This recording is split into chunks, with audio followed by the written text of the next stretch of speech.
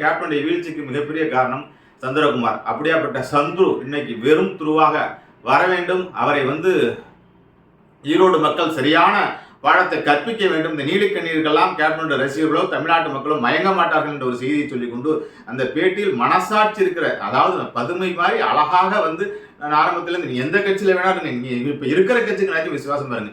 இப்படி வளர்த்து இப்படி சொந்த மகனாக பெட்ல உட்கார வச்சு கட்டி பிடிச்சி முத்தம் நினைச்சு உங்களை ஆளாக்கி கேப்டனுக்கே துரோகம் பண்ணி விட்டீர்களே, நீங்கள் இப்ப இருக்கிற கட்சிக்கு என்ன துரோகம் பண்ண மாட்டீர்கள் என்பது இந்த ஆண்டவனுக்கு தான் வெளிச்சம் என்பதை சொல்லிக்கொண்டு உயர் திரு சந்திரகுமார் அவர்கள் இந்த மாதிரி நீலிக்கண்ணீரை வலிப்பதை நிறுத்திவிட்டு கேப்டனை பற்றி பேசுவதை நிறுத்திவிட்டு மரணத்துக்கு யார் தடுக்க போகிறார்? அவ்வளவு பெரிய மரணத்தில் இவ்வளவு பெரிய துரோகம் செய்தெல்லாம் வந்திருக்காரு.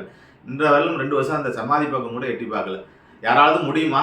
தந்தையாகவும் தாயாகவும் என்னை அவ்வளவு பெரிய உயரத்தில் இருந்த மனசாட்சி உள்ள எப்படி தூக்கம் வருது, எப்படி ஓட்டு கேட்க முடியுது, எப்படி இப்படி பேச முடியுது? சந்திரகுமார் மாதிரி ஒரு பச்சோந்தி, சந்திரகுமார் மாதிரி ஒரு துரோகி உலகத்துல யாரும் இல்லை. அந்த சந்துருவுக்கு விஜயகாந்தோடைய ஆத்மா மேலே இருந்து சரியான பாடத்தை புகட்டும் என்பதை இன்றைய செய்தியாக